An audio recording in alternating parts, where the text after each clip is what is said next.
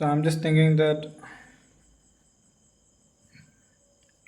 getting out of this job will give me some kind of. I have this tendency to get out of this job. Something that it's a thought that I actually nurtured. Fuck the accent, just talk like you mean it, man. Hmm.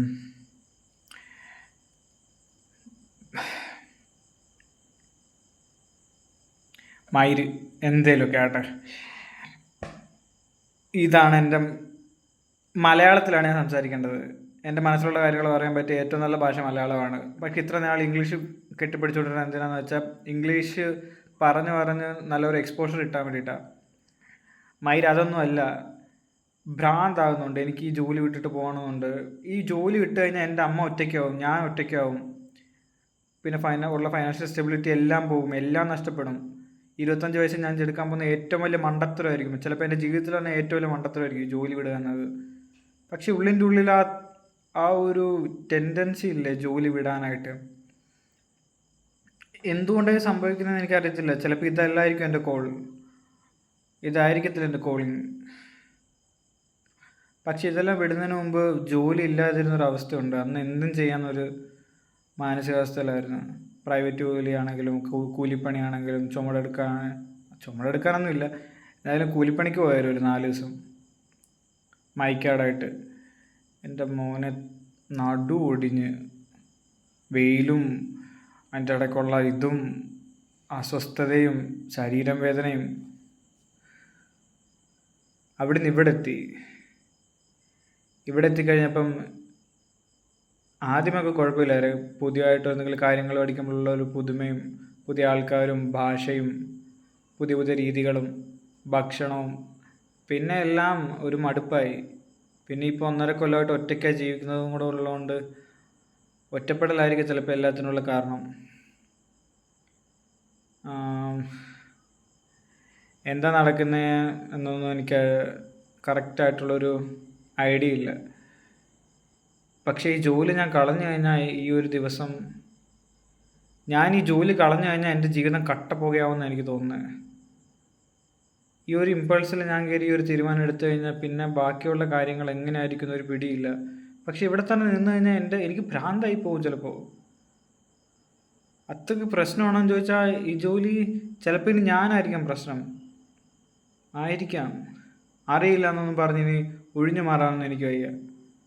അറിയില്ല എന്ന് പറഞ്ഞിനി ഒഴിഞ്ഞു മാറി എൻ്റെ ജീവിതം തന്നെ ഇങ്ങനെ ആയിപ്പോവും. ഇഷ്ടമുള്ള എന്താണെന്ന് ചോദിച്ചാൽ അതിനൊരു ഉത്തരവില്ല എനിക്കിപ്പോൾ. അപ്പം എനിക്കെന്തൊന്നും ഇഷ്ടമല്ലേ.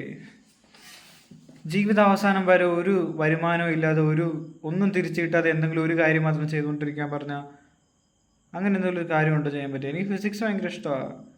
എങ്കിൽ ഫിസിക്സ് പഠിച്ചുകൂടെ? നമ്മൾ ഈ ആക്ഷൻ എടുക്കാതിരിക്കുമ്പോഴേ ഏറ്റവും കൂടുതൽ പ്രശ്നങ്ങളുണ്ടാകുന്നത്. അല്ലാതെ ഇതിനെക്കുറിച്ച് ചിന്തിച്ചുകൊണ്ട് മാത്രമേ നമുക്ക് ഭ്രാന്തായി പോവും. അതാണ് നിൻ്റെ ജീവിതത്തിൽ ഇപ്പോൾ നടക്കുന്നത്. നീ ഏറ്റവും കൂടുതൽ ചിന്തിക്കുക, നീ സമയം വേസ്റ്റ് ആക്കുക. 25 വയസ്സെന്ന് പറഞ്ഞാൽ നിൻ്റെ ഒരു പീക്ക് പോയിന്റ്, ആ പീക്ക് പോയിന്റ് കഴിഞ്ഞു പോകാറായി.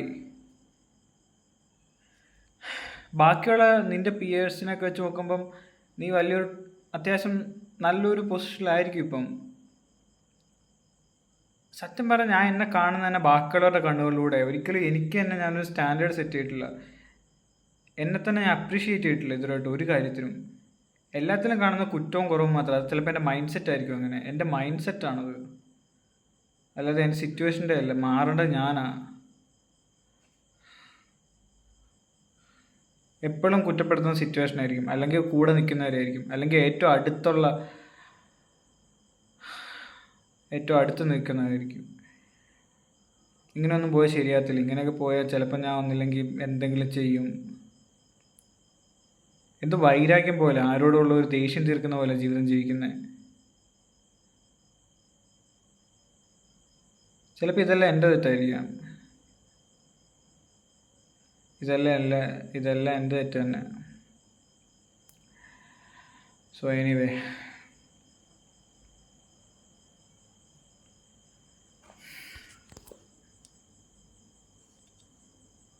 പൈസ ഉണ്ടാക്കണം, ഒരു വീട് വെക്കണം, ഒരു കുടുംബം, അത്യാവശ്യം നല്ല പൈസ, ഒരു 1000 കോടി